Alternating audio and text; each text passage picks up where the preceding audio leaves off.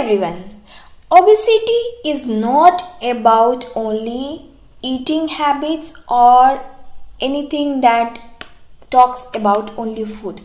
It's about taking control over your brain.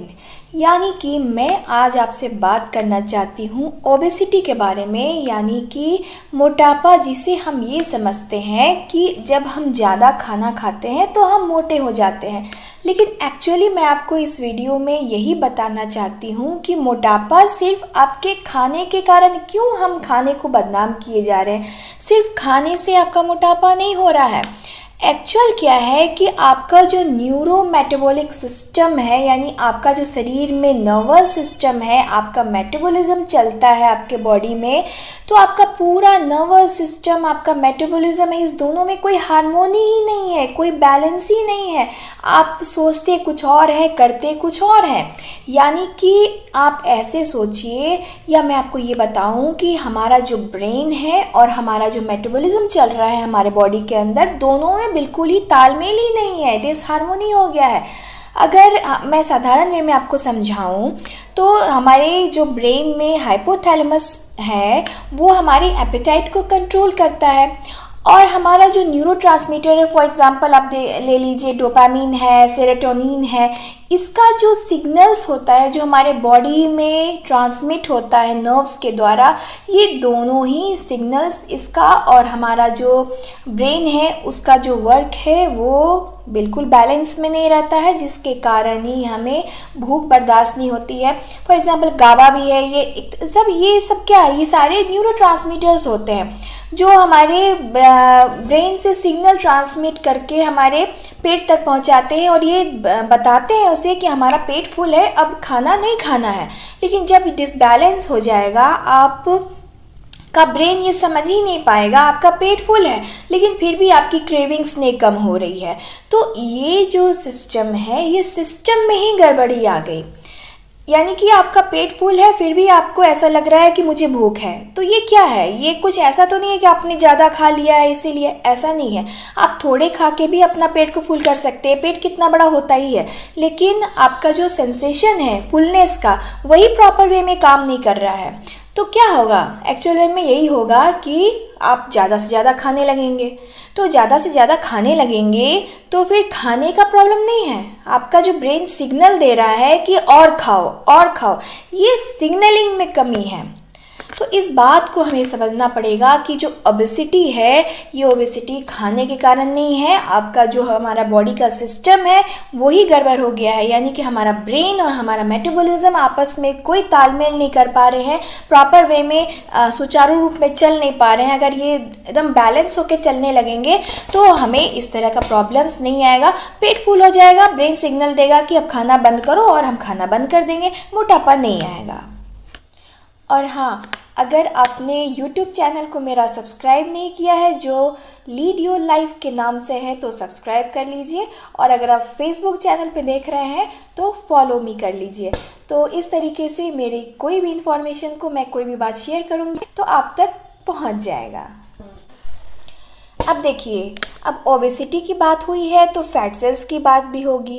अब ये fat cells क्या है ना, कि ये इन्फ्लेमेटरी साइटोकाइनिन्स रिलीज़ करते हैं जो इन्फ्लेमेशन क्रिएट करता है। और ख़ास बात क्या है कि ये इन्फ्लेमेशन आपको ब्रेन तक भी क्रिएट कर सकता है, और क्या है कि आपके जो ब्लड ब्रेन बैरियर है उसको भी ये डैमेज करता है। और आप ऐसे समझ लीजिए, मैं एक और बात आपको बता देना चाहती हूँ कि जब जो ओबेस पीपल का अगर MRI या CT स्कैन ब्रेन का किया जाता है तो उनका जो ब्रेन का मेटाबॉलिज्म है, ब्रेन की जो काम करने की शक्ति है, या जो मेटाबॉलिज्म अंदर में चल रहा है, वो भी स्लो पाया जाता है, यानी स्लो दिखता है। तो सिर्फ शारीरिक तौर पे वो आपको स्लो नहीं दिखेंगे, वो मेंटली भी आपको स्लो रहते हैं। ये आप एक MRI या CT स्कैन में आप ये देख सकते हैं, ऑब्जर्व कर सकते हैं। तो ब्लड ब्रेन बैरियर जो है, इसको अगर ये हैम्पर करेगा, जो आपका फैट सेल्स है, जिसके कारण कि आपका इन्फ्लेमेटरी साइटोकाइनिन्स निकला, तो ये क्या है? ब्लड ब्रेन बैरियर क्या है? ये आपके ब्रेन का जो आपका इन्वायरमेंट है उसको बचा के रखता है पॉल्यूशन से। जो भी खराब टॉक्सिन्स आपके ब्लड के थ्रू ब्रेन तक पहुंच रहे हैं उसको ब्रेन के अंदर प्रवेश करने नहीं देता है। जिसके कारण क्या है कि जो नर्वस सिस्टम है, अंदर का जो सिस्टम, न्यूरो से संबंधित जो सिस्टम अंदर ब्रेन के अंदर चल रहा है, उसको कोई हैम्पर नहीं होता है, वो प्रॉपर वे में काम करता है। अगर वो प्रॉपर वे में काम नहीं करेगा, कोई टॉक्सिन्स जो है वो अगर उसको क्षति पहुंचाएगा, तो फिर क्या है कि सारा नर्वस सिस्टम जो है आपका पूरे बॉडी का वो गड़बड़ा जाएगा। क्योंकि नीचे वाले सिस्टमिक सिस्टम में, यानी कि नीचे तो हमारे पास किडनी है, लीवर है, जो टॉक्सिफाई करने के लिए सक्षम है हमारे बॉडी को, लेकिन ऊपर का माले में यानी ऊपर के तल्ले में जो टॉक्सिन्स अगर जा रहा है ब्लड के थ्रू, तो उसको भी तो रोकने वाला कोई चाहिए ना। तो ये ब्लड ब्रेन बैरियर जो है इस टॉक्सिन्स को ब्रेन के अंदर नहीं घुसने देता है, एक लेयर बना के रखता है। वो आप जब पढ़ेंगे उसके बारे में अगर जानकारी दूंगी तो बताऊंगी। तो कहने का मतलब है कि ओबेसिटी के कारण ये भी हैम्पर करता है, और जिसके कारण ही आपका नर्वस सिस्टम भी पूरा क्षतिग्रस्त हो जाता है। तो इसके कारण क्या है कि ओबेसिटी सिर्फ लेजीनेस ही नहीं लाता है, ये आपको और भी डिजीज़ क्रिएट करता है, क्योंकि आपका जो न्यूरोकेमिकल जो बैलेंस है वो बिल्कुल ही क्षतिग्रस्त हो जाता है, उसमें इतना उथल पुथल मचता है कि बिल्कुल ही डिसबैलेंस हो जाता है। इसीलिए अगर मैं कहूँ कि ओबेसिटी सारे डिजीज़ का कारण भी हो सकता है, एक ये भी कारण हो सकता है अगर ओवरवेट है, ओबेसिटी आप में बहुत ज़्यादा है, BMI आपका बहुत ज़्यादा है तो ये और भी डिजीज़ क्रिएट कर सकता है। तो इसको ठीक करने के लिए, ओबेसिटी को ठीक करने के लिए सिर्फ ये सिम्टम को ठीक करना नहीं है, क्योंकि obesity is only your symptom.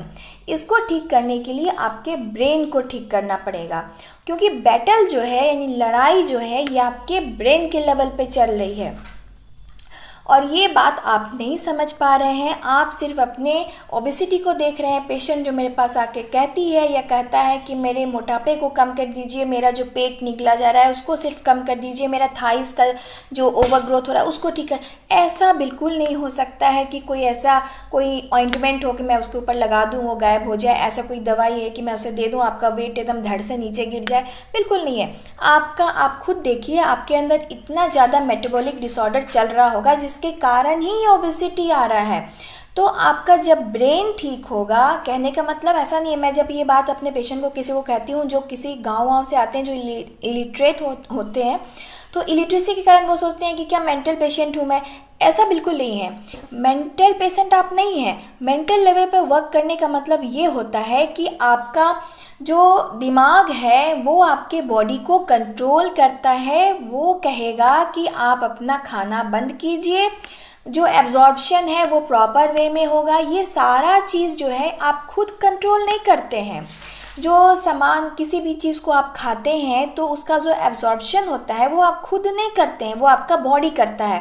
Body किसके कहने पे करता है? बॉडी ब्रेन के कहने पे करता है। तो जब तक आपका ब्रेन और आपका बॉडी का पूरा सामंजस्य नहीं होगा, पूरा मेटाबॉलिज्म एकदम ढंग से नहीं चलेगा, तो ओबेसिटी आपका वापस मतलब नहीं होगा, वो बैक नहीं आप जा पाइएगा, अपने प्रॉपर जो आप पहले थे वैसे नहीं बन पाइएगा। इसलिए मैं आपको इस वीडियो से बस इतना ही कहना चाहती हूँ कि अगर आप अपने बॉडी को फिट एंड फाइन रखना चाहते हैं तो आपको होम्योपैथिक ट्रीटमेंट में आना चाहिए।